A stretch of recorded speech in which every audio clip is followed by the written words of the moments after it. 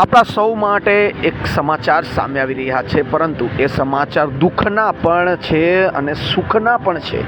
કારણ કે દુઃખના સમાચાર એટલા માટે કહેવાય છે કે અમદાવાદના રામોલ વિસ્તારની અંદર રામોલ ગત્રા રોડ ઉપર આવેલી એક ફેક્ટરી જે ફટાકડા બનાવતી હતી, તે ફટાકડા બનાવતી ફેક્ટરીમાં આગ લાગી છે, જેમાં ફટાકડામાં અગ્નિશામક સાધનો હોવાથી ફટાકડાના ફેક્ટરીમાં આગ લાગી હોવાથી 9 લોકોના આજે મૃત્યુ નિપજ્યા છે. અને બીજી તરફ સારા સમાચાર એ કહેવામાં આવે કે અંતે ગુજરાત પોલીસ દ્વારા, એટલે અમદાવાદ રામોલ પોલીસ સ્ટેશન દ્વારા આ તમામ આરોપી જે લોકો લાયસન્સ વગર હાલ ફટાકડાની ફેક્ટરી ચલાવી રહ્યા હતા, તેમની સામે ગુનો નોંધીને તે લોકોની ધરપકડ કરી દેવામાં આવી છે. પરંતુ બીજી તરફ શોકનો માહોલ એ પરિવારજનોમાં છે, જેમના પરિવારે પોતાના સ્વજનો ગુમાવ્યા છે અને ક્યાંક ને ક્યાંક મજબૂરીમાં આવીને આવી ફટાકડાની ઝેરી ફેક્ટરીઓમાં કામ કરતા હોય છે.